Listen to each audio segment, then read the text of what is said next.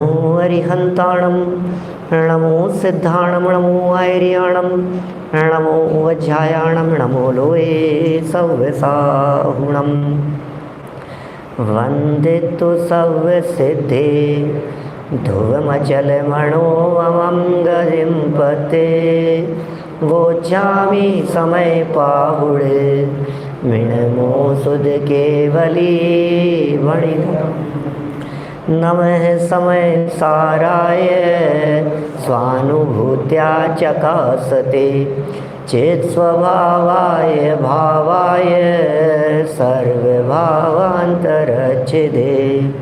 जिन स्वानुभूति से खिरी मम स्वानुभूति मधिगिरि श्री विमल धारा जैन श्रुत आनंद अमृत से भरी समता प्रवाह बहावती रागादि विकल्प तोड़ी के माँ सरस्वती प्रतिभा वंदन दृष्टि निज में जोड़ी के दृष्टि निज में जोड़ी के। ग्रंथराज समयसार जी यहाँ विराजमान हैं। आचार्य कुंद कुंद स्वामी की यह परम उत्कृष्ट अनुपम रचना एक एक शब्द अंतर की गहराई को छू करके निकलता है। कहते हैं ना, समुद्र को स्पर्श करके आने वाली हवाओं में भी समुद्र जैसी शीतलता होती है। उसी तरह से चैतन्य स्वभाव को स्पर्श करके आने वाली ये जो परिणति है, इसमें भी वही आनंद जो अंदर स्वभाव में है, वही आनंद वर्तमान पर्यायों में और वही आनंद शब्दों में भी झलकता हुआ दिखाई देता है। हर गाथा बहुत महत्वपूर्ण है। समयसार तो समयसार है, कहीं से भी उठा लो, है ना। लेकिन हम कहीं से भी न उठा करके, आप लोगों को भले ही लगे कि कहीं से भी ले लिया है, हमारा ये नियमित चल रहा है क्रमशः। और क्रमशः चलते हुए हम अनेक नगरों गांवों में घूमते हुए कल हेरले कोल्हापुर से यहाँ रात में देवलाली आ गए हैं। और जो क्रम से हमारा ग्रंथ नियमित चल रहा है, उसी विषय को हम यहाँ आगे बढ़ा रहे हैं। कर्ता कर्म अधिकार और कर्ता कर्म अधिकार की 74वीं गाथा यहाँ चल रही है। पिछले 5-6 दिनों से हम इस 74वीं गाथा पर चर्चा कर रहे हैं। मैं गाथा पढ़ूंगा, पद्यानुवाद पढ़ूंगा। पिछली चर्चाओं को बहुत संक्षेप में आप लोगों के बीच में बताते हुए इस टीका को आगे बढ़ाएंगे। मूल गाथा 74 नंबर गाथा, ज्ञायक भाव प्रबोधनी टीका, पेज नंबर है 145। नई वाली पुस्तकों में, पुरानी पुस्तकों में 8-10 शायद पेज पीछे होगा। 145 नंबर पेज, 74 नंबर गाथा। रिपीट करना, अपने तो सब महाविद्यालय के विद्यार्थी भी हैं आज, तो यहाँ पर अपन रिपीट करेंगे। आधी आधी लाइन बोलता हूँ। 74 नंबर गाथा है। जीवन बधाए दे, जीवन बधाए दे, अधुव अनिच्चा तहा असरणाय,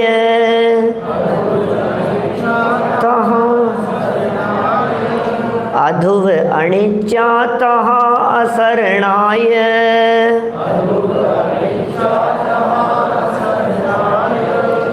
दुःखा दुःख फलतीय, दुःखा दुःख फलतीय, नादूर्ण निवत्तदे तेहिं,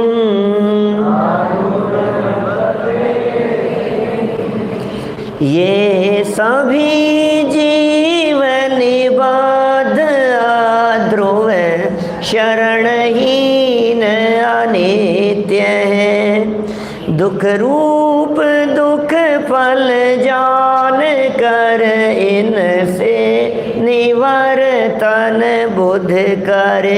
पुस्तक किसी को चाहिए हो तो एक अतिरिक्त है यहाँ, ग्रंथ की चाहिए हो तो स्क्रीन पर चल जाए तो देख लेना भाई, है ना। और किसी को चाहिए हो तो ये एक्स्ट्रा ग्रंथ है। क्या कहा है यहाँ, जीव निबद्धा एदे, आश्रमों की चर्चा चल रही है। ये आश्रम परिणाम जीव के साथ में निबद्ध हैं, जीव के साथ में बंधे हुए हैं। आश्रम दो तरह के होते हैं, एक होता है द्रव्याश्रम और एक होता है भावाश्रम।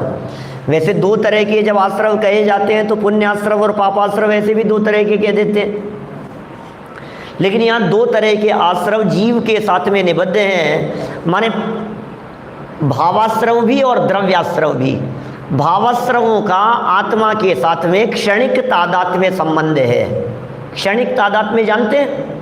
क्षणिक तादात्म्य अनमोल, क्षणिक तादात्म्य, तादात्म्य माने जिस संबंध को अलग नहीं किया जा सकता, क्षणिक माने क्षणभंगुर, माने ये आश्रम परिणाम जीव की ही पर्याय में उत्पन्न होने के कारण इनके साथ जो आत्मा का संबंध है ये क्षणिक तादात्म्य संबंध है भावाश्रमों के साथ में। और द्रव्याश्रम के साथ में संबंध देखेंगे तो एक क्षेत्रावघात संबंध है।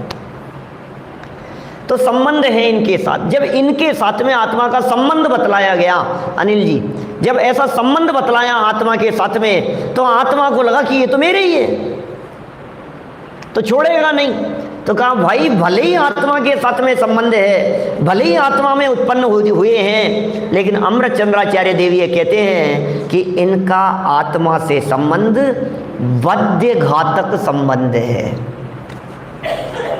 काफ़ी विस्तार से चर्चा पीछे कर चुका हूँ मैं, आप लोगों में से बहुत सारे लोग सुनते भी हैं, अमित जी, है ना। तो वध्य घातक संबंध क्या होता है? जैसे दुश्मन के साथ भी हमारा संबंध है। दुश्मन से हमारा क्या संबंध है? वो तो दुश्मन है हमारा। कह रहे हो ना, आप ही तो कह रहे हो दुश्मन है हमारा। आप ही तो बोल रहे हो ये बात। किसका दुश्मन है? कि हमारा। क्या आपका है क्या वो भी? कि हाँ मेरा ही तो है। जब आप ये कह रहे हो कि ये दुश्मन है, तो किसका दुश्मन है? स्वयं मेरा दुश्मन है। इसका मतलब दुश्मन भी मेरा है। तो ऐसे ही आश्रम परिणाम भी मेरे हैं, लेकिन दुश्मन है, घात करने वाले हैं, नुकसान पहुंचाने वाले हैं। और एग्जाम्पल दिया अमृतचंद्राचार्य देव ने वृक्ष में उत्पन्न होने वाली लाख का।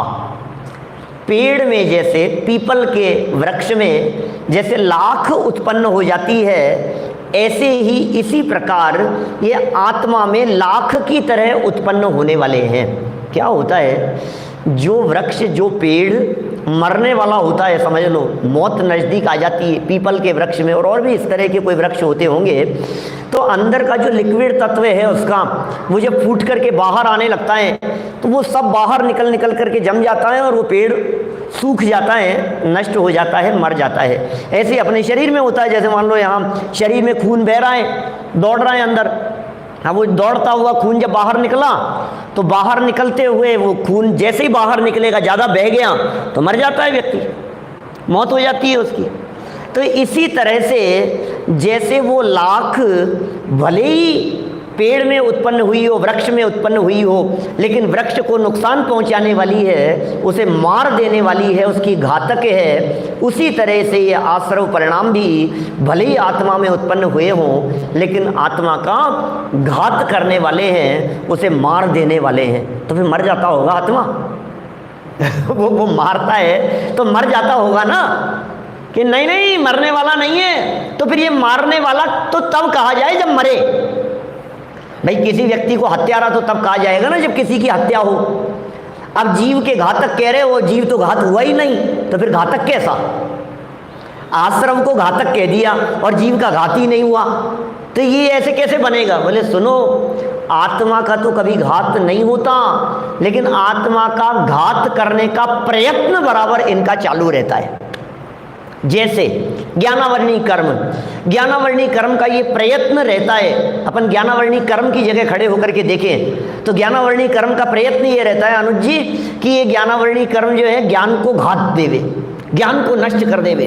और जितना तीव्र ज्ञानावर्णी कर्म का उदय आता है उतनी तीव्र रीति से ज्ञान नष्ट होता चला जाता है, घात होता चला जाता है। प्रयत्न तो ज्ञानावर्णी कर्म ने बहुत किया कि ज्ञान का घात हो जाए, लेकिन ज्ञान की ऐसी पावर थी कि वो ज्ञानावर्णी कर्म अनंत प्रयत्न करने पर भी ज्ञान का पूरी तरह से घात करने में समर्थ नहीं हो सका। क्षयोपशम कमजोर जरूर हुआ, मंद हुआ। ज्ञान का क्षयोपशम, वास्तव में ज्ञान का क्षयोपशम तो कहने की बात है, क्षयोपशम तो कर्म में ही होता है। ज्ञानावर्णी कर्म का क्षयोपशम, इतना क्षयोपशम ज्ञानावर्णी कर्म का मंद हुआ या ज्ञानावर्णी कर्म का इतना तीव्र उदय हुआ कि ज्ञान अक्षर के अनंत में भाग रह गया, लेकिन उसके बावजूद भी ज्ञान ने अपने अस्तित्व को खोया नहीं। ये ज्ञान की पावर है। तो बद्ध घातक संबंध, कई तरह से बद्ध घातक संबंधों की चर्चा मैंने पिछले दिनों में की है। भाई साहब ध्यान ही होगी आपको जिनचंद जी साहब, मैंने काफ़ी चर्चा बद्ध घातक संबंध के संदर्भ में हम कर चुके हैं। किस किस तरह का संबंध होगा, कैसे बद्ध कैसे घातक, उत्पन्न नहीं होने देना, स्वभाव पर्याय उत्पन्न नहीं होने देना, उसे भी घात करना कहते हैं। ये भी तो घात ही है। स्वभाव पर्याय उत्पन्न नहीं हुई, एक एग्जाम्पल दिया मैंने जिनेंद्र जी, मैंने कहा अनंतानुबंधी सम्यक्त्व का घात करने वाली है। कैसे घात करने वाली है? अबे जी अनंतानुबंधी सम्यक्त्व का घात करने वाली है, तो हमारे सम्यक्त्व का घात कर रही है या नहीं? जब सम्यक्त्व है ही नहीं आयुष, जब सम्यक्त्व है ही नहीं तो घात किसका करेगी? तो फिर घात करने वाली है अनंतानुबंधी कर्म प्रकृति, तो सम्यक्त्व का घात करती है। यदि सम्यक दर्शन हो और अनंतानुबंधी का उदय आ जाए तो उसका घात कर दिया। एक तो ये बात हो गई, अनंतानुबंधी का उदय आते ही चौथे से सीधा दूसरा गुणस्थान हो जाता है। और दूसरी बात, सम्यक्त्व को उत्पन्न न होने देवे, इसे भी घात करना कहते हैं। इसी तरह से स्वभाव पर्याय उत्पन्न न हो पाए उसे भी घात करना कहते हैं। तो ये आश्रव परिणाम घातक हैं। अरे अनंत सुख प्रकट नहीं होने दे रहे हैं, केवल ज्ञान उत्पन्न नहीं होने दे रहे हैं, अनंत अतीन्द्रिय आनंद उत्पन्न नहीं होने दे रहे हैं, और निर्मल पर्यायों की उत्पत्ति नहीं होने दे रहे हैं, तो फिर ये तो बहुत पावरफुल हो गए।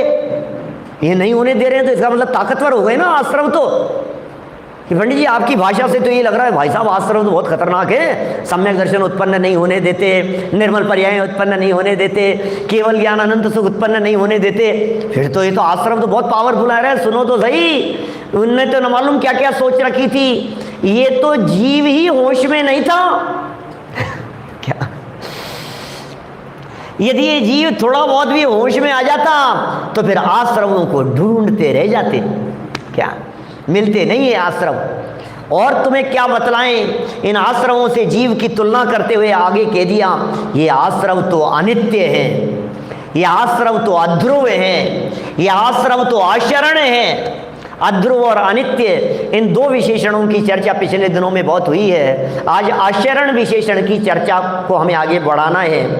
अध्रुव और अनित्य, इन दोनों का अर्थ क्या है? इन दोनों का अर्थ, अध्रुव और अनित्य, इन दोनों का क्या अर्थ है? तो बोले अध्रुव माने होता है स्थिर नहीं होना, वो होता है अध्रुव, और अनित्य माने होता है नष्ट हो जाना, बदल जाना, छूट जाना, वो होता है अनित्य। अनित्य है भैया। यद्यपि दोनों एकार्थवाची हैं, पर्यायवाची हैं, ऐसे प्रयोग शास्त्रों में किए हैं। कुंदाचार्य देव ने स्वयं ही वारसाणु व्याख्या में जब 12 भावनाओं की चर्चा की तो पहली भावना का नाम अध्रुव भावना लिखा, अनित्य भावना नहीं, अध्रुव भावना। तो इसका मतलब अध्रुव बोलो या अनित्य बोलो, अनित्य भावना है या अध्रुव भावना है, एक ही बात हो गई दोनों। फिर भी यहाँ अमृत चंद्राचार्य देव ने चूंकि मूल गाथा में अधुव अनित्या शब्द का प्रयोग किया है, अध्रुव है और अनित्य है, तो दो अलग अलग एग्जाम्पल देकर के उस बात को यहाँ उठाया है और ये कहा कि मिर्गी के वेग की भांति ये आश्रम परिणाम अध्रुव हैं और शीत दाह ज्वर की भांति ये आश्रम परिणाम अनित्य हैं। वापस बोलता हूँ, ध्यान देना, कठिन तो नहीं है बात। सब नए नए छोटे बच्चे देख रहे हैं इसलिए ऐसा लग रहा है समझ में आ रही है ना सब बात। अध्रुव है कैसे? मिर्गी के वेग की भांति। मिर्गी जानते, मिर्गी का वेग, दौरा पड़ जाता है, एकदम शरीर अकड़ जाता है, मुंह से झाग बहने लग जाते हैं। ऐसे कभी देखा क्या कभी किसी को? फिट्स आ जाते हैं ऐसी जो प्रॉब्लम है ये मिर्गी के, वो क्या होता है, एकदम नहीं होता, वो धीरे धीरे बढ़ते बढ़ते बढ़ते बढ़ते होता है और धीरे धीरे अपने आप ही वो शांत भी हो जाता है। तो क्रोधादि कषाएं, ये विभाव भाव, ये आश्रव परिणाम भी मिर्गी के वेग की तरह है। किसी को गुस्सा आ रहा है बहुत तेज, जिसको बहुत तेज गुस्सा आ रहा है वो ज़्यादा लंबे समय टिकेगा नहीं, बदल जाएगा, वो अध्रुव है। बदल क्या जाएगा, हर समय बदलता है, हर समय बदलता है। माने एक सेकंड में असंख्यात समय है, तो असंख्यात समयों के अंदर उसमें तारतम्य रूप बहुत भेद पड़ जाएंगे। वो क्रोध एक रूप रह ही नहीं सकता है, वो क्रोध की एक रूपता होती ही नहीं है। मैं यदि इसको दूसरा कोई एग्जाम्पल और भी इस तरह के तलाशो तो आपको ऐसा दिखेगा जैसे समझो आप वो जो होता है ना दीपावली के समय में जो फव्वारा चलाते हैं, अनार हैं, अनार चलाते हैं। अब वो अनार कैसी है, बोले किसी भी जगह पर स्थिर नहीं है, वो जब से शुरू हुई थी तब से लेकर के ऐसे बढ़ती चली जाती है और एक लेवल तक बढ़ने के बाद में फिर अपने आप धीरे धीरे धीरे धीरे होता हुआ खत्म हो जाता है। ऐसा है ये। मैंने सोचो तो और मिलेंगे, ये तो मैंने बिना दिमाग लगाए हुए जो दिमाग में आया वो कह दिया। मैंने इस तरह के उदाहरण आपको जो घटते बढ़ते रहेंगे, चढ़ गया एकदम और एकदम कम हो गया, और किसी को कम करने की ज़रूरत नहीं है। ऐसा नहीं है कि उसे कम करने के लिए कोई उपदेश देने की ज़रूरत हो, बिना उपदेश दिए हुए भी कम हो जाते हैं। जिनवाणी तो ये कहती है कि इस जीव के कृष्णादि 6 लेश्याएं ये भूमि का अनुसार, योग्यता अनुसार, पर्यायगत योग्यता के अनुसार बदलती रहती है। जिन जीवों के नहीं बदलने योग्य बात कही है, जैसे ऊपर 16वें स्वर्ग के ऊपर नियम से शुक्ल लेश्याएं, 6ठे 7वें नरक के अंदर नियम से कृष्ण लेश्याएं, तो उनके कृष्ण लेश्या के अंदर भी तारतम्य रूप भेद पड़ते रहेंगे। जिनके शुक्ल लेश्या है उनकी शुक्ल लेश्या में भी तारतम्य रूप असंख्यात लोक प्रमाण भेद पड़ेंगे। माने एक रूपता नहीं रहती है, ये नियम से जानना चाहिए। कषाएं कभी एक रूप नहीं रहती है, गुस्सा कभी एक रूप नहीं रहता, घमंड कभी एक रूप नहीं रहता, मायाचार कभी एक रूप नहीं रहता, छल कपट कभी एक रूप, कुछ भी नहीं, कोई कषाय एक रूप नहीं रहेगी। सुनो तो सही, शुभ भाव भी एक रूप नहीं रहते, परिणाम बढ़ते चले जाते। जब बोलियां लगती है किसी प्रसंग पर तो ऐसा बोला जाता है भाव बढ़ाए हैं, ऐसे भाव बढ़ाओ तो भाव बढ़ते चले जाते, ठीक है, बढ़ते भाव बढ़ाओ भैया, भाव बढ़ाओ, तो बढ़ जाते। 1 लाख देने के भाव थे 2 लाख के हो गए, फिर और बोली बढ़ती चली जाती है, भाव बढ़ते चले जाते, उतार चढ़ाव। तो पुण्य परिणामों में भी इस तरह का होता रहता है, दान देने के परिणामों में भी इस तरह का होता रहता है। कितना देने का भाव था, फिर और माहौल देखा, लोग ज़्यादा थे, संख्या ज़्यादा थी, भाव और बढ़ गया देने। अब वो पुण्य कहो कि पाप कहो, जो कुछ भी था, लेकिन वो उतार चढ़ाव उसके अंदर लगातार होता जा रहा है। इसे कहाँ है यहाँ अध्रुव, अध्रुव के लिए ये एग्जाम्पल दिया, और अनित्य के लिए एग्जाम्पल दिया शीत दाह ज्वर के समान। शीत दाह ज्वर, क्या फर्क है दोनों में? देखो पहले शीत दाह को समझ लो। शीत माने ठंड लगी और दाह माने गर्म हो गया, तो शरीर गर्म हो गया, फिर शरीर ठंडा हो गया, शरीर ठंडा हो गया तो ऐसा लगा बुखार उतर गया, शाम को फिर गर्म हो गया, कई कई दिन तक। इकतारा बुखार कहते हैं इसको, इकतारा मंथन। तो कभी ऐसा लगे देखने वाले को तो अब तो सही है, अब तो सही है, लेकिन रोज शाम को आ जाता है बुखार, तो उस बुखार का ही रूप है ठंडा पड़ना भी। वो बुखार मिटा नहीं है, वो बुखार दूर नहीं हुआ है, वो बीमारी का ही स्वरूप है। तो यहाँ जो कह रहे हैं शीत दाह ज्वर का एग्जाम्पल देकर के बात कही है, ये कहना चाह रहे हैं कभी तो शुभ रूप हो जाता है, कभी अशुभ रूप हो जाता है। ये अनित्यता आदि, शुभ रूप हुआ और अशुभ रूप हुआ, यह अनित्य है। माने उसकी दिशा ही बदल गई तब तो अनित्य है, और एक ही दिशा में कम ज्यादा हुआ, यह अध्रुव है। फर्क समझ में आया क्या? दिशा एक ही, पुण्य में ही उतार चढ़ाव हुआ, यह अध्रुव है, और पुण्य से पाप में चला गया और पाप से पुण्य में आ गया, यह अनित्य है। जैसे दान देने की चर्चा की अपन ने। तो दान देने के परिणामों में 5,000, 11,000, 21,000, 51,000 बढ़ते बढ़ते 5 लाख 25 लाख तक पहुंच गए। फिर परिणाम घट गए, नहीं यार क्यों देवें अपन। अब फिर सोचा कि नहीं देने के भाव ही कर लिए, तो फिर क्यों नहीं। मतलब ये जो उतार चढ़ाव चल रहा है ये अध्रुव है। और एकदम परिणाम आया देने का, दूसरे क्षण परिणाम आया मैं तो नहीं दूंगा, कौन देगा, तो ये पाप में चला गया, ये अनित्यता हो गई। तो ये अनित्यता में दोनों तरफ चला जा रहा है। अब महत्वपूर्ण बात यहाँ जो आचार्य अमृतचंद्र स्वामी बतलाना चाह रहे हैं, आश्रम तो अध्रुव हैं, आश्रम तो अनित्य हैं, लेकिन इनके सामने खड़ा हुआ भगवान आत्मा ये ध्रुव है, ये नित्य है। मैं नित्य हूं, मैं ध्रुव हूं, ये बात यहाँ कहना चाह रहे हैं। माने जिनवाणी में जहां जहां भी 12 भावनाओं की चर्चा मैं पिछले दिनों में कर चुका हूं, आज रिपीट नहीं करना चाहता हूं। मैंने इस गाथा की इन पंक्तियों में 12 भावनाएं घटित करें अभय जी। अनित्य है, अशरण है, क्योंकि आगे असरण आए भी कहा है, तो अनित्य हो गया, असरण हो गया। आश्रव स्वयं संसार स्वरूप है। एकत्व माने आश्रव आश्रव में है और जीव जीव में एकत्व पना हो गया। आश्रव जीव से अन्य है, अन्यत्व पना हो गया। आश्रवों की अशुचिता बतलाई, अशुचि भावना हो गई है। फिर आश्रव तो है ही आश्रव, तो आश्रव भावना में आश्रव तो है ही। फिर आश्रव का अभाव होते ही संवर निर्जरा प्रकट हो गए। तो इस तरह से सब घटित कर सकते हैं। लोक का चिंतन चलने लगा, लोक के स्वरूप को देखो दुनिया में, तो आपको ऐसा दिखाई देने लगा आश्रव कैसा स्वरूप है इनका, तो दुनिया दिखने लगेगी आपको। फिर इनका अभाव हो जाए तो बोधि दुर्लभ धर्म प्रकट हो जाता है। तो इस तरह से 12 भावनाएं। लेकिन अब ध्यान देने योग्य बात क्या है, आज तक हमने जब जब 12 भावनाओं का चिंतन किया, जब जब 12 भावनाओं को देखा, जब जब 12 भावनाओं के बारे में सुना, तो हमने यही सुना हम अनित्य हैं, हम अशरण हैं, यही सोचते रहे। जबकि आचार्य देव कहने चाह रहे हैं भाई तुम तो नित्य हो, तुम अशरण नहीं हो, आश्रव अशरण है। सारी कहानी बदल गई।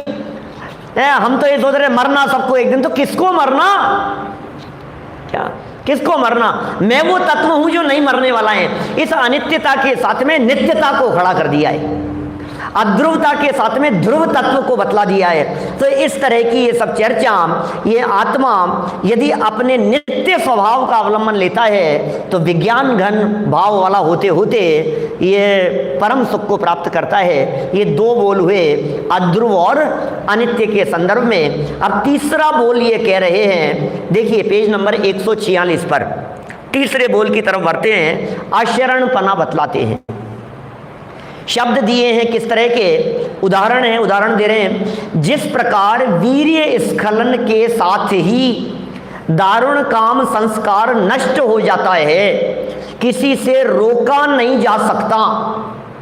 उदाहरण दिया है, उदाहरण पढ़ने में अपने को कैसा लगे, कितना गंदा उदाहरण दिया है। अरे गंदा तो उनको दिखता है जिनके दिमाग में गंदगी होती है, जिनके हृदय में पवित्रता होती है, उनको तो अत्यंत सहज भाव दिखाई देता है।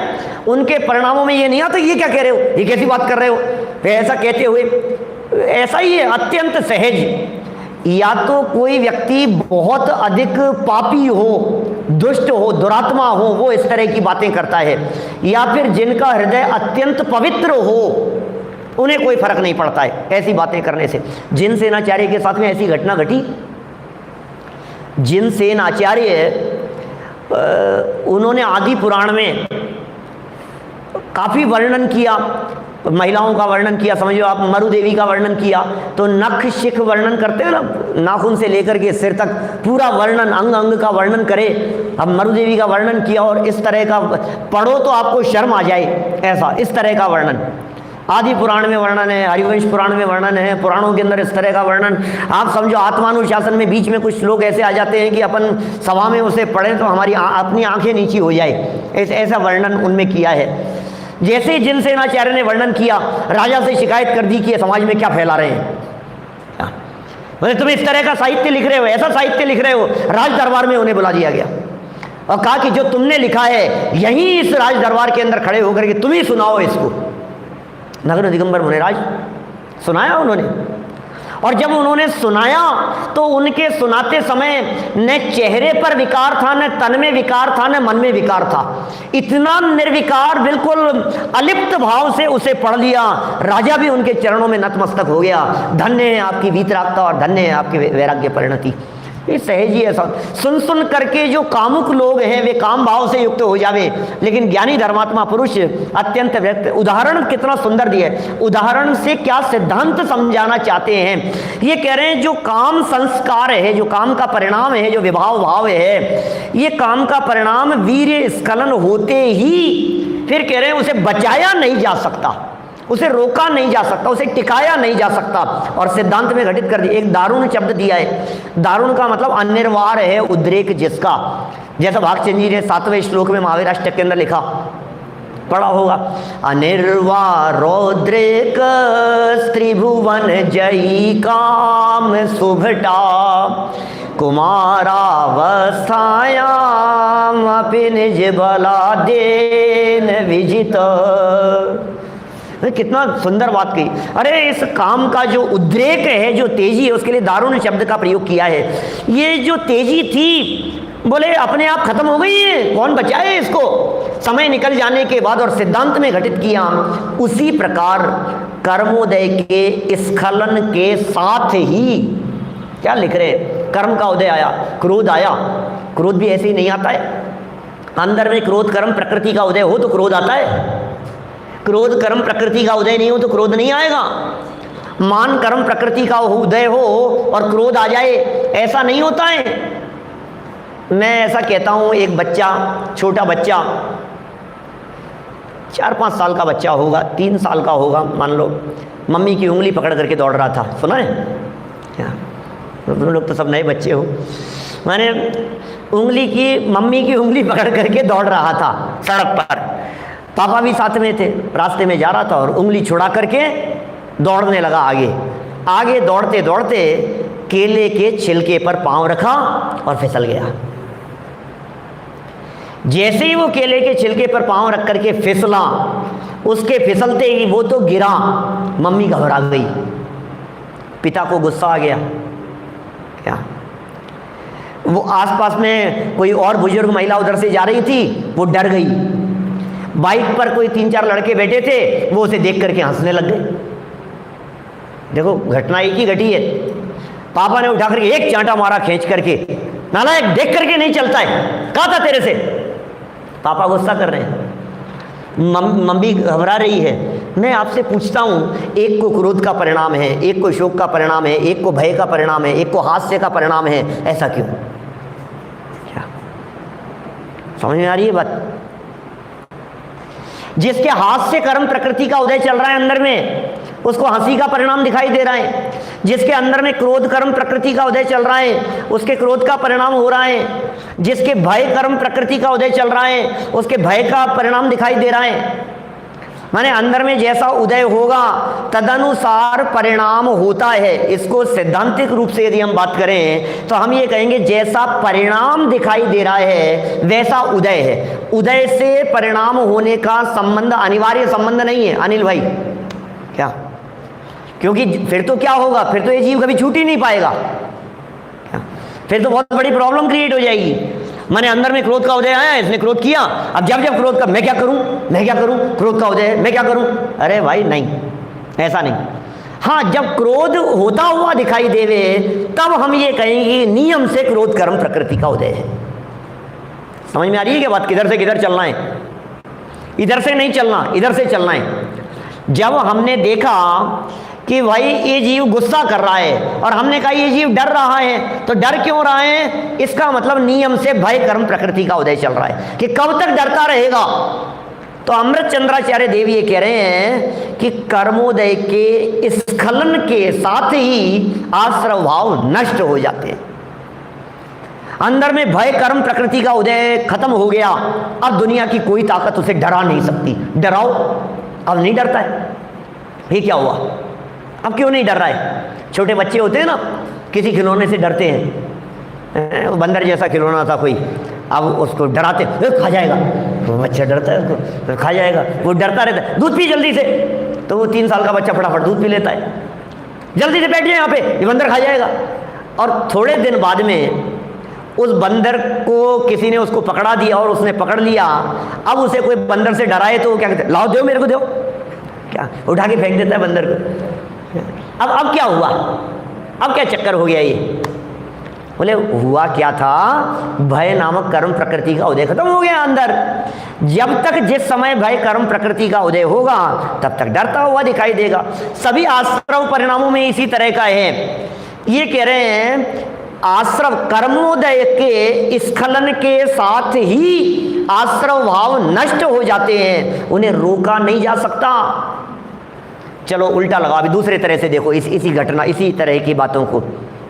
दिलीप भाई, कभी गुस्सा आ रहा है मान लो अपने को, और गुस्सा आ रहा है और हम ये सोचते हैं आज तो मैं बस मानूंगा ही नहीं इनकी बात को। कभी ऐसा होता है ना, आज तो अपने गुस्से को टिकाए रखूंगा, मैं सुनूंगा ही नहीं, अब तो मैं इनके बहकावे में आऊंगा ही नहीं। लेकिन थोड़ी देर बाद में जैसे ही कर्म का उदय शांत होता है वो गुस्सा कहाँ चला जाता है, पता नहीं ये क्या हुआ। माने यदि उन आश्रव भावों को, उन विभाव भावों को आप टिकाए रखने का प्रयत्न करें तो आचार्य देव ये कह रहे हैं कि वो टिक नहीं सकते, वो आचरण है, वो आश्रव परिणाम बचाने से बचते नहीं है। आप कितना प्रयत्न करेंगे कि वे बचाने से बच जाएंगे, वे बचेंगे नहीं। आश्रव परिणाम, क्या बात कर रहे हो आप, हम बचा लेंगे इनको, हम रोक लेंगे इनको, नहीं रोक सकते हो आप, चाह करके भी नहीं रोक सकते हो। बचाया नहीं, 9 बज गए, 10 बज गए, नालायक आने दो आज तो उसको, देखता हूँ मैं, मम्मी बहुत गुस्सा हो रही थी, बच्चे के आने के पहले ही गुस्सा हो रही थी, आने दो आज देखती हूँ उसको, है ना। आज तो आप बीच में मत बोलना आज उसको मैं सबक सिखाऊंगी, ठीक है, कोई बात नहीं। बच्चा सामने से आया हाँफता हुआ और मम्मी ने जैसे ही गेट खोला तब गुस्सा किया ही नहीं बिल्कुल भी। क्या हुआ बेटा, इतना डर क्यों रहा है? तो उसने सारी बात बतलाई, वात्सल्य भाव, प्रेम भाव जागृत होता है। तो उसके पिता बाद में कहते, तुम तो इतनी ज़्यादा शेरनी बन रही थी तुम तो ये समझ रही थी, मैं तो देखना उसको सबक सिखाऊंगी, डांटूंगी उसको। फिर क्या हुआ, क्या देखो, जब क्रोध का परिणाम आना था तो आएगा, नहीं आना था तो आप चाह करके भी क्रोध ला नहीं सकते हो, आप चाह करके भी गुस्सा कर नहीं सकते हो। जो स्वाभाविक रीति से जैसा क्रोध आता है वैसा अनेक प्रयत्न करने पर भी क्रोध आ ही नहीं सकता है। आप करके देखो। मैं कहता हूं अभी आप लोग सब यहाँ बैठे हुए हो सामने, और आप लोगों में से एक दूसरे के बारे में कोई व्यक्ति ये बात भी कहे, इस तरह की बात कहे कि तुम्हें पता नहीं है इसका गुस्सा बहुत तेज है। किसका गुस्सा तेज है तुम्हारी क्लास में? इसका गुस्सा बहुत तेज है, करके दिखाना भैया किसका तेज है? ऐसे थोड़ी, मैं कह रहा हूँ गुस्सा करके दिखाना है, मुस्कुरा रहा है, ये क्या चक्कर है? मैंने गुस्सा करके दिखाना और मुस्कुरा रहे हैं, इसका मतलब वो जो गुस्से का परिणाम है, वो जब क्रोध का उदय आएगा ना तब उसे रोका नहीं जा सकेगा। और जब वो उसके स्खलन का समय आए, उदय स्खलन का समय आएगा, जब उदय अंदर में समाप्त हो जाएगा तो फिर उस क्रोध को टिकाए रखने के लिए कोई व्यक्ति कितना भी प्रयत्न करे उसे टिकाया नहीं रहा जा सकेगा। माने आश्रमों की आचरणता को बतला रहे हैं। हम आज तक आत्मा को आचरण समझते रहे, हम आज तक अपने आप को आचरण समझते रहे, हमें ऐसा लगा कि हमें बचाने वाला कौन? अरे तुम तो बचे हुए हो, क्या बात कर रहे हो? तुम त्रिकाली ध्रुव गायक भगवान आत्मा सदा काल अपने स्वभाव से रक्षित हो, सुरक्षित हो। आश्रम है बेचारे, कौन बचाए इन आश्रम भावों को? ये मरने वाले हैं, इन्हें मरते न बचावे कोई। जब हम ये लाइन बोलते हैं हमें क्या लगता है? मरते, अरे मर जाऊंगा, कौन बचाएगा? अब मैं मरने वाला हूँ, मुझे कौन बचाने वाला है? अब मैं मरने वाला हूँ, कौन बचाने वाला है? मेहुल जी, पिताजी साहब नहीं रहे, है ना, बहुत प्रयत्न करें अपन बचाने के, मरते न बचावे। अरे वो तो जिंदा ही है क्या? उनका तो हमें हमारे राग भाव से ये लगता है कि मरण हो गया, वास्तव में तो शरीर और आत्मा का वियोग ही हुआ है ना। तो जीव के बारे में तो कह रहे हैं जीव तो सदा स्वयं रक्षित है। अगला वाक्य क्या दिया है अमृत चंद्राचार्य देव ने? आश्रव आचरण है, आश्रव शरणहीन है, आश्रम मरने वाले हैं, विभाव भाव मरने वाला है, शरीर, अरे शरीर भी मरने वाला नहीं है। मरण तो वियोग को कहते हैं वास्तव में, न तो आत्मा मरता है न शरीर मरता है। मरण किसका होता है? शरीर और आत्मा के भिन्न भिन्न हो जाने को मरण कहते हैं। कौन मरा है? पुद्गल पुद्गल रूप रह गया है, आत्मा आत्मा रूप रह गया है। क्या माने, हम जिन्हें देख करके खेत खिन्न हो रहे हैं, दुखी हो रहे हैं, सच बात बतलाइए, हम किनके वियोग से दुखी हैं?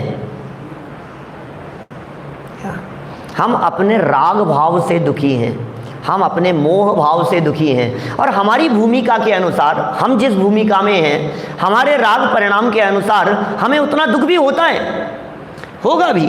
ज्ञानियों को भी होता है, चतुर्थ गुणस्थानवर्ती को भी होता है, पंचम गुणस्थानवर्ती को भी अपनी भूमिका अनुसार होता है, ठीक है ना। और छठे सातवें गुणस्थानवर्ती मुनिराजों के जीवन में भी होता है भूमिका के अनुसार, छठे सातवें गुणस्थानवर्ती मुनिराजों के जीवन में। क्योंकि छठे गुणस्थान में भी सिद्धांत में आर्त ध्यान कहा है, रौद्र ध्यान तो नहीं होता, आर्त ध्यान कहा है छठे गुणस्थान में। अब छठे गुणस्थानवर्ती मुनिराजों के भावलिंगी छठे गुणस्थान की बात कर रहे हैं, सिद्धांत छठे गुणस्थान की बात कर रहा है हेमचंद जी साहब। तो छठे गुणस्थान में कैसा आर्त ध्यान होगा? उनके निदान नहीं होता। 4 प्रकार के आर्त ध्यान है ना, इष्ट वियोग, अनिष्ट संयोग, पीड़ा चिंतन और निदान। उसमें छठे गुणस्थान में निदान नहीं है, क्योंकि आगामी भोगों की वांछा नहीं है। लेकिन इष्ट वियोग, अनिष्ट संयोग और पीड़ा चिंतन, ये कदाचित अब उनकी भूमिका अनुसार 3 कषाय चौकड़ी के अभाव जन्य बहुत शिथिल होता होगा। इष्ट वियोग जन्य ऐसा हो सकता है, कोई उनका युवा जवान शिष्य गुरु का वियोग हो जाए, शिष्य का वियोग हो जाए, तो जो इष्ट वियोग जन्य किंचित आर्त ध्यान का परिणाम है, उनकी भूमिका के अनुसार वो उनके भी होता है। तो भूमिका के अनुसार सब जगह होगा। लेकिन जब जिनवाणी माँ की शरण में आते हैं, तो जिनवाणी माँ हमारे को ये कहती है, अरे बेटा रोने की जरूरत नहीं है। क्यों नहीं रोने की जरूरत है? कि तू किस चक्कर में रो रहा है, किस चक्कर में दुखी हो रहा है? ये शरण तो वे थे, अशरण तो आश्रम थे, मैं तो सदा सुरक्षित हूं, स्वयं रक्षित कह रहे हैं। मुझे तो कोई मार नहीं सकता है, मेरा अभाव नहीं कर सकता है, मेरा अंत नहीं होता है, मेरा मुझसे अभाव नहीं होता है, मैं तो स्वयं रक्षित हूं सदा काल। ये स्वयं रक्षित स्वभाव की बात यहाँ कह रहे हैं, चैतन्य स्वभाव के रक्षित पने की चर्चा कह रहे हैं। और वियोग जन्य परिस्थिति को भी थोड़ा सा जनवाणी के अवलंबन से बारीकी से देखने का प्रयत्न करो, तो हम जो खेत खिन्न हो रहे हैं, किसके मरने की वजह से हो रहे हैं? मान लीजिए मेरे पिताजी का स्वर्गवास हो गया, दादाजी का हो गया, चाचा जी का हो गया, किसी का भी हो गया, तो उनका स्वर्गवास हुआ कि नहीं हुआ, जो भी हुआ वो अलग बात है। अभी तो डेड बॉडी पड़ी है, हम किसके? नहीं मर गए। कौन कौन मर गया? आत्मा? नहीं, वो चले गए। कि कौन चले गए? ये यही है। चले कहाँ गए? ये तो यही है ना। कि नहीं वो चले गए। क्या अच्छा तुम्हारा राग वो जो चले गया उसके प्रति था या जो पड़ा है उसके प्रति था? हैं? जो चले गए उनके प्रति यदि राग था, सोचना जरा, आधी रात को यदि वो लौट करके आ जाए तो हो हैं? जो चले गए उनके प्रति राग था, और इनके प्रति था, तो ये तो कहीं नहीं गए, ये तो यही है। वास्तव में हमारा तो जो राग है वो हमारा मोह का परिणाम, हमारे दुख का कारण। जनवाणी कह रही है, शास्त्र ये बात कह रहे हैं। इसलिए भैया मरना सबको एक दिन, ये जो कहा है, ये बात भी देह छूट जाएगी इस भरोसे कहा है। वास्तव में देह का वियोग होगा, मैं स्वयं अपने आप में रक्षित हूँ।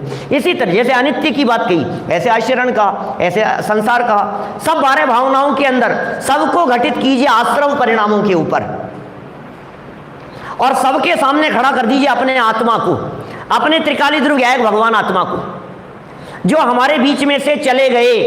क्या हम भले खेत खिन्न होवे, वे तो आराधक थे, वे तो स्वाध्यायी थे, वे तो नियम से देवगति के अंदर चले गए, वे तो अपने साधना के अंदर लग गए, आराधना में लग गए। वो तो वहाँ तुरंत जन्म होते ही, आज तो 3रा दिन हो गया, 4था दिन हो गया, तो वो तो वक्रतृण चैत्यालयों में कब के दर्शन वंदना के लिए चले गए। वो तो श्रीमंदर भगवान की दिव्य ध्वनि का लाभ ले रहे हैं। तो ये जितनी बात कही जा रही है, जो जो जब जब प्रसंग आए इस तरह का, तब तब हमारे विचार की धारा कैसी चलनी चाहिए, चिंतन की धारा कैसी चलनी चाहिए। जब 12 भावनाओं के चिंतन की बात करते हैं तो 12 भावनाओं के संदर्भ में भी जो कार्तिकेय अनुप्रेक्षा के मंगलाचरण में कहा, जो चर्चा की ना उन्होंने, कि ये जो परिणाम है अनित्य हैं, अशरण हैं, और उन्होंने ऐसा कहा, देखो एकदम तत्काल ध्यान नहीं आ रही है पंक्तियां उसकी, छेड़ाला कर दौलत राम जी ने कहा ऐसा, इन चिंतत सम सुख जागे, समता रूपी सुख जागृत होता है। ऐसे ही उन्होंने वहां इस तरह की बात कही कि सुख जागृत होता है, इससे सुख उत्पन्न होता है, भवीय जनानंद जननी हो, ऐसा शब्द है कार्तिकेय अनुप्रेक्षा। क्या भवीय जनानंद जननी हो, वो चम अणुपे हाओ भवीय जनानंद जननी हो। मैं इन अनुप्रेक्षाओं को कहूंगा, इन 12 भावनाओं को कहूंगा जो कि भव्य जीवों के आनंद को जन्म देने वाली हो। अब इन 12 भावनाओं के चिंतन को इस 74वीं गाथा के परिप्रेक्ष्य में देखो तो आश्रव भाव दुख देने वाले हैं, कष्ट देने वाले हैं, पीड़ा देने वाले हैं, मुझे नुकसान पहुंचाने वाले हैं। बोले सुनो सुनो, ये अनित्य हैं, अशरण हैं, शरणहीन हैं, नष्ट हो जाने वाले हैं, मर जाने वाले हैं। तो ये 12 भावनाओं का चिंतन 74वीं गाथा के संदर्भ में देखा तो मेरे दुश्मन तो मरने वाले हैं, तो भवी जनानंद जननी हो है। सब समझ में आ रही है बात? ये आश्रव दुश्मन है ना हमारे, तो दुश्मन तो मरने वाला है, तुम तो मजे मनाओ क्या? तुम्हारा शत्रु मरने वाला है, जिसको तुम मारना चाहते थे वो अपने आप ही मरने वाला है। ये कितनी सुंदर बात है, ये गाथाएं कितनी सुंदर बात कह रही है कि आश्रव भाव जो तुम्हें नुकसान पहुंचाने वाले थे, आश्रव भाव जो तुम्हारे दुश्मन थे, शत्रु थे, ये आश्रव भाव अनित्य हैं, अशरण हैं, शरणहीन हैं। और मैं कैसा हूं? तो बोले मैं तो ध्रुव हूं। देखिए अगला वाक्य पढ़ता हूं, यहां ये लिखा है इन्होंने, उसी प्रकार वीर्य स्खलन का एग्जाम्पल दिया और सिद्धांत में घटित किया। उसी प्रकार कर्मोदय के स्खलन, स्खलन माने छूट जाना, स्खलन माने हाथ से कोई चीज स्लिप हो गई, ये हाथ में पकड़ रखा था हमने और ये पकड़े पकड़े ये स्खलित हो गया, है ना।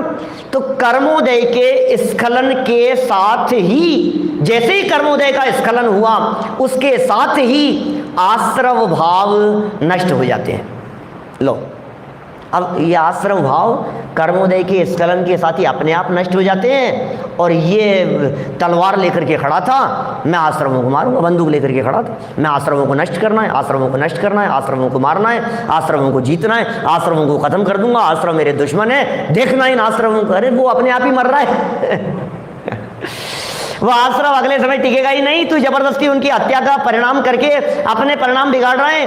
आश्रमों को मारने के लिए ज्ञानी धर्मात्मा को कुछ करने की जरूरत नहीं है, सिर्फ इतना ही करना है कि आश्रमों की तरफ देखना नहीं है, अपने आप देखना, वो तो मर जाएंगे। पता है आश्रमों की खुराक क्या है? आश्रमों को पोषण किससे मिलता है? आश्रम रूपी वृक्ष में जब आप उपयोग का पानी डालते हो तो वो बढ़ता है, हरा भरा होता है। आश्रम कैसे हरे भरे होते हैं? जब आप आश्रम की तरफ देखते हो, जब आश्रम के साथ में जुड़ान करते हो, अरे मेरे आश्रम, इनको छोड़ूं, नष्ट करूं, वो बढ़ते चले जाते हैं।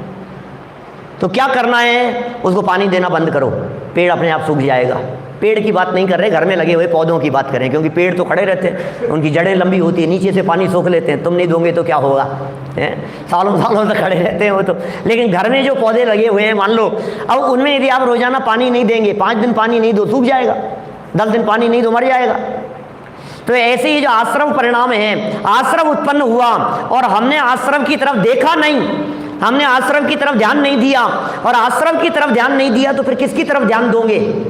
बोले दो ही तो चीज है, या तो आश्रम परिणाम है या ज्ञायक स्वभाव है, दो के अलावा तीसरा तो है ही नहीं। देखेगा किसको? तो आश्रम देखा नहीं और ज्ञायक भगवान आत्मा को देखा, तो आश्रम का क्या हुआ? बेचारे थोड़ी देर तो रहे जब तक उदय चल रहा था, फिर थोड़ी देर बाद मर गए अपने आप, अपने आप ही मर जाएंगे। हाँ अपने आप ही मर जाएंगे। अच्छा चलो, कौन सा आश्रम भाव आपने कब किया था बेटा गुस्सा तुमने लास्ट बार? इसका गुस्सा कब देखा था? ट्रेन में किया था क्या? हैं? अब वो ट्रेन वाला गुस्सा अभी बैठा है क्या? तो गया, ये क्या हुआ? माने वो ट्रेन वाला गुस्सा वो वहीं चला गया। वहां जो किया था वो वहां वाला वहीं चला गया, माने वो रहता ही नहीं है, वो है कहाँ जिसे आप मारना चाहते हो। नहीं नहीं चलो कोई बात, हमने क्या किया, दो लड़ने वालों को बुलाया और दोनों की दोस्ती करा दी, अब नहीं लड़ोगे, ठीक है अब नहीं लड़ेंगे। अभी लड़ कहाँ रहे थे, वो लड़ाई का परिणाम तो उसी समय चला गया था, और तुम कह रहे हो कि अभी नहीं लड़ोगे, थोड़े समय बाद में फिर क्रोध का परिणाम आया और फिर लड़ लिए। क्या करो, अब फिर सहज हो गए। ऐसे ही चलता रहता है, ये आश्रम परिणामों में इसी तरह से चलता रहता है। इसलिए यहां जो शब्द का प्रयोग किया है कि आश्रम परिणाम कह रहे हैं, उन्हें रोका नहीं जा सकता, ये बड़ा गजब का शब्द है, रोका नहीं जा सकता, बनाए नहीं रखा जा सकता। अशुभ परिणाम और पाप परिणाम, क्रोधादि विभाव भाव तो बचते हैं ही नहीं, अरे शुभ भाव भी नहीं बचते। ऐसा लिखा है, अभी प्रवचन सार चल रहा था गुरुदेव के प्रवचनों में, प्रवचन सार चरणानुयोग सूचक चूलिका में आगे चल करके ऐसा कहते हैं कि भाई वीतरागी संतों को कहते हैं, गुरुवर उपदेश देते हैं कि तुम्हारे यदि परिणाम विचलित होते हुए दिखाई देवे, होंगे ही, तो अपने दीक्षा समय के परिणामों को याद करना। क्यों क्यों ऐसा उपदेश दिया हेमचंद जी साहब, क्यों ऐसा उपदेश दिया? क्योंकि इसलिए उपदेश दिया कि हमें मालूम है आज जो तुम्हारे परिणाम है ये कल नहीं रहेंगे, क्या ये परिणाम बदलेंगे ही। तुम्हारे जो महाविद्यालय में एडमिशन लेते समय परिणाम थे, तो जब कभी ऐसा हो ना, ऐसा मन नहीं लगे, ऐसा हो जाए यार क्या करें मेरा तो मन नहीं लग रहा है, मैं तो छोड़ रहा हूँ, मैं तो नहीं कर रहा हूँ शास्त्री, कौन पढ़ेगा, यहाँ मन नहीं लगता है, बार बार में घर की याद आती है, तो कहते हैं सुन, जिस समय तेरा एडमिशन हो रहा था, जिस समय इंटरव्यू लिया जा रहा था, जिस समय तेरे को घर में मम्मी पापा कह रहे थे, उस समय तूने कहा था नहीं नहीं मैं तो पढ़ूंगा, मैं तो विद्वान बनूंगा। जब तेरे से इंटरव्यू में पूछा गया था नहीं मुझे तो इनके जैसा बनना है, मुझे तो ये काम करना है, तो फिर याद दिलाते हैं उस समय के परिणाम को याद करना। क्या ये स्थिर नहीं रहते हैं, उतार चढ़ाव आते हैं, परिणाम बदलते रहते हैं, अभी कैसा परिणाम और अभी कैसा परिणाम हो गया, थोड़े समय बाद में बदल जाएगा। इतना स्पष्ट कह दिया है, रोके नहीं रुकता है, रोकने से नहीं रुकता है। स्वाध्याय का परिणाम आया, पढ़ने का परिणाम आया, शुभ भाव आया, शुभ हो या अशुभ हो, दोनों तरफा बात लागू की जाएगी।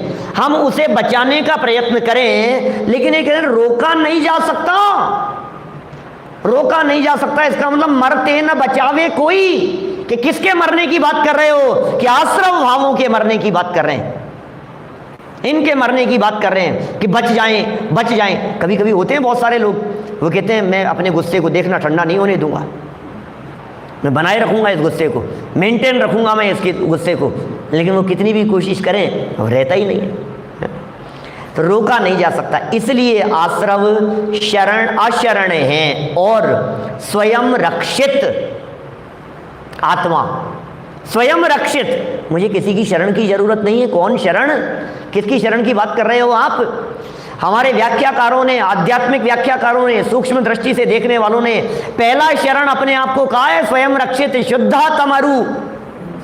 वो तो पीछे चले गए, पंचगुरु पंच परमेष्ठियों को तो सेकंड नंबर पर डाल दिया, सबसे पहला शरण तो शुद्धात्मा है भाई, आत्मा ही है शरण। दादा की एक पुस्तक का नाम है आत्मा ही है शरण। कौन शरण है, किसकी शरण में जाओगे, और कहाँ कहाँ शरण सहारा खोजता फिरता है। दादा की अशरण भावना पढ़ो, ऐसा लगता है अपने को कहाँ कहाँ शरण खोजता फिरता है। कौन बचाएगा, बचाने वाला कौन है? सोचता है ऐसा, ये बचा लेंगे ये बचा लेंगे ये बचा लेंगे, अरे नहीं भाई कोई नहीं। जिंदगी एक पल कभी कोई बढ़ा नहीं पाएगा, रस रसायन सुत सुभट कोई बचा नहीं पाएगा। सत्यार्थ है बस बात यह, कुछ भी कहो व्यवहार में, जीवन मरण अशरण शरण कोई नहीं संसार में, कोई नहीं। कौन कौन शरण नहीं? जीवन मरण को अशरण कहाँ है, आत्मा को नहीं। क्या आगे यदि पूरी 12 भावना को पढ़ करके देखो, इसे लगता है मैं अशरण हूं, मुझे कोई नहीं बचा सकता है, मेरे लिए कोई शरणभूत। अरे जिंदगी मौत अशरण है, और इस जिंदगी मौत के बीच में रहने वाला जो त्रिकाली ध्रुव ज्ञायक भगवान आत्मा है, वो सदा काल शरणभूत है, उसकी शरण लो। अरे ये तो ऐसा शरणभूत आत्मा है, इसकी शरण लेने वाला भी शरणभूत हो जाता है। जिसने शुद्धात्मा की शरण ली, दुनिया उनकी भी शरण लेवे तो तिर जाएंगे। क्या कहा? शुद्धात्मा पंच गुरु कहाँ है ना, तो शुद्धात्मा तो सबके लिए शरण है ही। ये पंच गुरु क्यों शरणभूत हो गए? क्योंकि इन पंच गुरु ने शुद्धात्मा की शरण ली है, और इन पंच गुरु ने शुद्धात्मा की शरण का रास्ता बताया है। क्या? शुद्धात्मा की शरण का मार्ग बतलाया है। इसलिए एक तो शुद्धात्मा शरण है, और एक शुद्धात्मा की शरण लिए हुए जीव शरण है। जो इस शुद्धात्मा की शरण लेता है वो शरणभूत हो जाता है। ऐसा है ये शुद्धात्मा, ये असली शरणभूत है। इसलिए स्वयं रक्षित कह करके पुकारा गया है। दुनिया की कोई ताकत मुझे मारने में समर्थ नहीं है। कितने बम विस्फोट होवे, कितने आतंकवादी आकर के मेरे ऊपर आक्रमण करें कि मुझे मार दिया जाए, बोले स्वयं रक्षित हूं मैं, मुझे बॉडीगार्ड की जरूरत नहीं है। जिनके बॉडीगार्ड लगे थे वो बॉडीगार्ड नहीं मार दिया उनको। काम मुझे किसकी रक्षा की जरूरत है? मैं तो खुद ही रक्षित हूं अपने आप में। जितने विलेन होते हैं ना, उनके आगे पीछे बहुत सारे होते हैं घूमते फिरते हुए, और जो हीरो होते हैं ना, वो अकेले होते हैं और अकेले उतर जाते हैं मैदान में। साउथ इंडियन मूवी के हीरो की एक पैर मारता है और सब गाड़ियां चल जाती है। ये स्वयं रक्षित है, मुझे किसकी रक्षा की जरूरत है? मुझे बचाने के लिए किसी के सहयोग की जरूरत नहीं है, मैं तो बचा हुआ ही हूं। और कौन से स्वयं रक्षित किससे है? तो कहा सहज चित्त शक्ति रूप जीव ही एकमात्र शरण सहित है। ये पर्याय अपेक्षा से बात कर दी। चित्त शक्ति रूप जीव ही शरण सहित है या शरणभूत है। वो चित्त शक्ति स्वरूप, मैं अपने चैतन्य के किले में स्वयं सुरक्षित हूं, ये बात कहना चाहते हैं।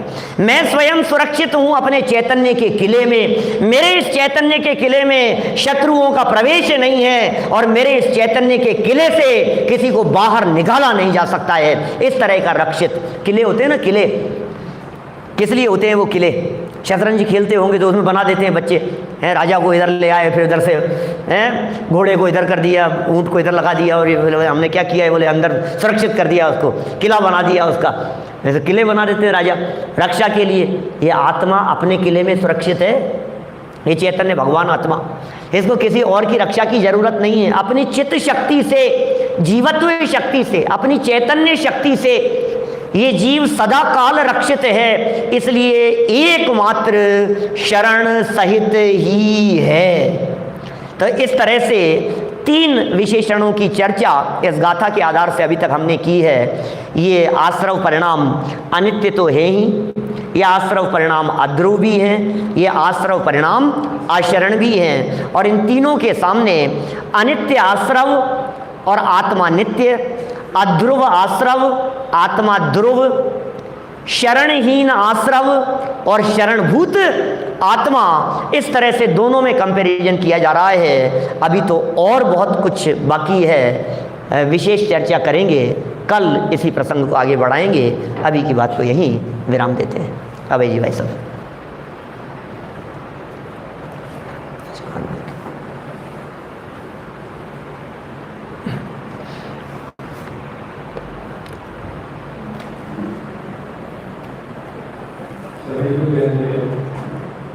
वेस्ट करते हैं, थोड़ा आवाज बढ़ा